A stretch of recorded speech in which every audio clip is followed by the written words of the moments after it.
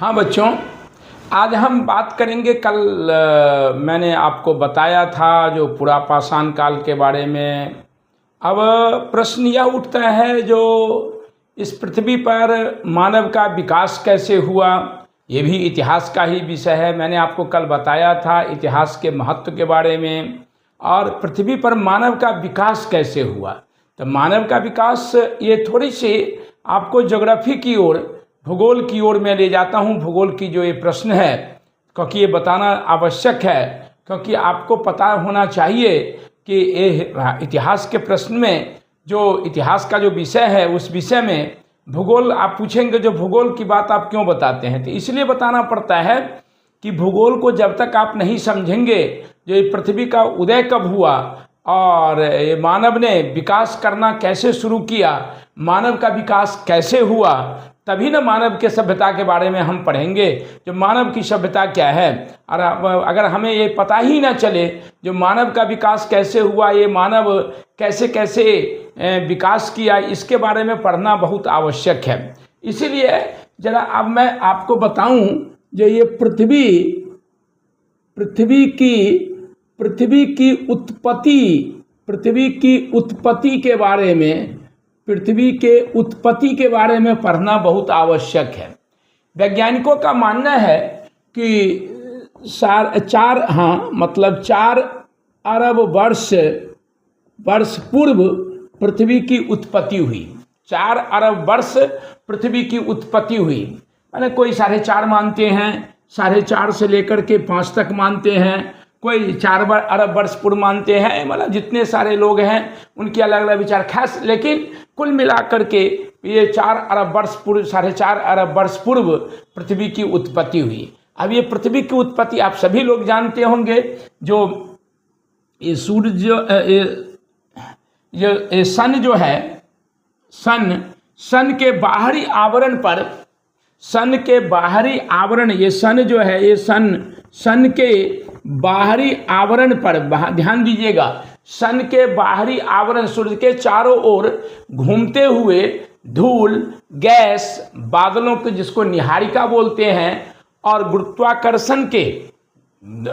गुरुत्वाकर्षण के संकुचन से चट्टानों का इकट्ठा हुआ और एक कोर बन गया। चट्टानों का क्या हुआ, क्योंकि आप हम सभी जानते हैं जो सूरज जो है ये मीथेन गैस है और इसमें हाइड्रोजन और मीथेन है। तो इनका क्या हुआ, विस्फोट हुआ। वैज्ञानिकों का मानना है विस्फोट हुआ और ये 9 ग्रह, इनमें से 9 ग्रह जो है सूरज के चारों ओर 9 ग्रहों की उत्पत्ति हुई। उनमें से पृथ्वी भी एक ग्रह है, जिसके बारे में कहा जाता है जो पृथ्वी में कि ये आग का जलता हुआ गोला था। ये पृथ्वी क्या था, आग का जलता हुआ गोला था। जो अब इसके बारे में आप समझिए जो कैसे इस पृथ्वी के हम 3 भागों में बांटते हैं। इस पृथ्वी के सतह को 3 भागों में बांटते हैं। सबसे ऊपर वाला भाग को भूपर्पटी बोलते हैं। भूपर्पटी बोलते हैं। इसके बाद दूसरे वाले भाग को मेटल बोलते हैं और तीसरे वाले भाग को कोर बोलते हैं। कोर, तो ये भूपर्पटी जो है ये पृथ्वी का ऊपरी भाग है, और मेटल जो है ये धातु वाला भाग है, और ये कोर जो है, तो अभी भी ये वैज्ञानिकों का मानना है कि अभी भी ये पृथ्वी अंदर से जल रही है, तभी भूकंप का प्रभाव आता है। तो ये सब ज्योग्राफी की प्रश्न है। कहने का मतलब ये है जो ये पृथ्वी 4.5 अरब वर्ष जो पृथ्वी का विकास हुआ, इसके बाद ये पृथ्वी क्या हो गई, ठंडा हो गई। पृथ्वी ठंडी पड़ गई, तो इसको कहा गया हिमयुग।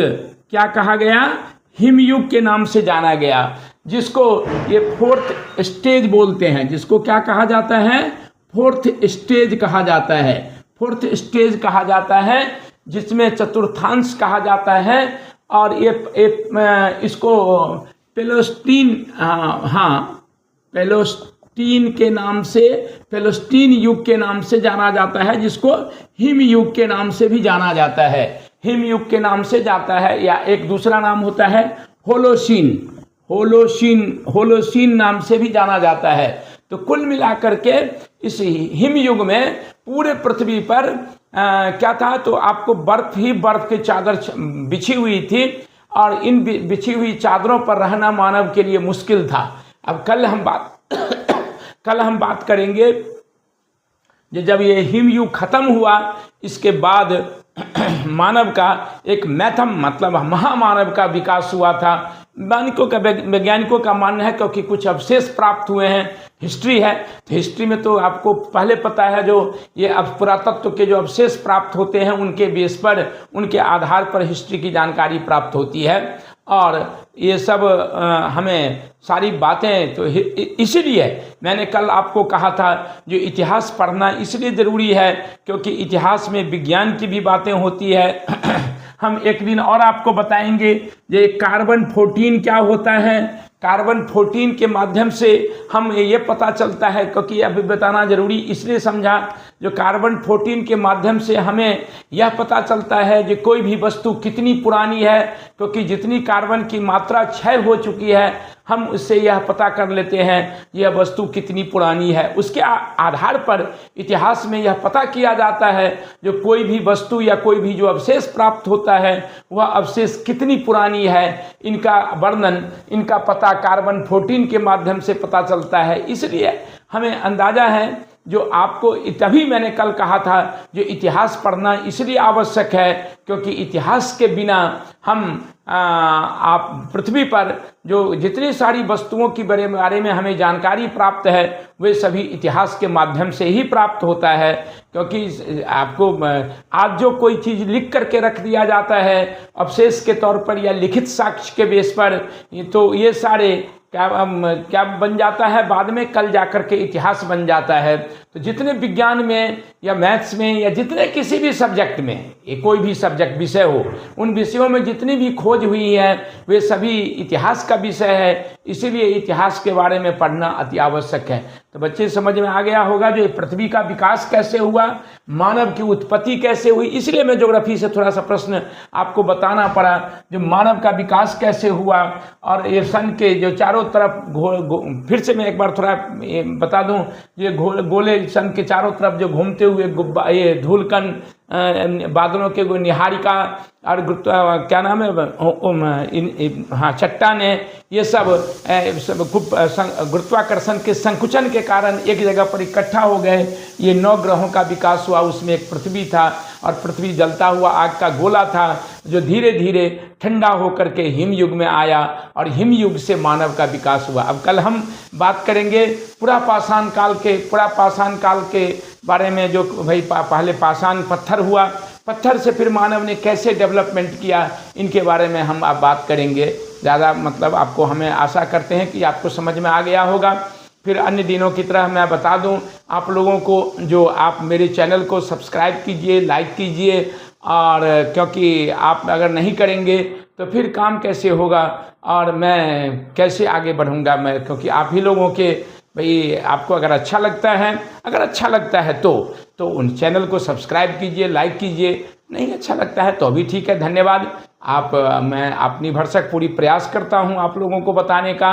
जो भाई शिक्षक जो होता है, अब एक बात बार बता दूं, शिक्षक जो होता है वह यह कोई ज़रूरी थोड़े होता है जो वो आप भी शिक्षक बन सकते हैं, आप भी पढ़ करके किसी को बता सकते हैं, क्योंकि वह भी तो पढ़ करके ही आया हुआ है, पढ़ता है, फिर उन बातों को मनन करता है, ध्यान लगाता है, फिर जा कर के वो एक नया विषय तैयार करता है। मतलब नया क्या, पहले से ही जो तैयार विषय है उनको अपने अपने ढंग से सभी लोग बताते हैं। उसी तरह से मैंने बताने का प्रयास किया है और हम आशा करते हैं कि आपको अच्छा लगा होगा। धन्यवाद।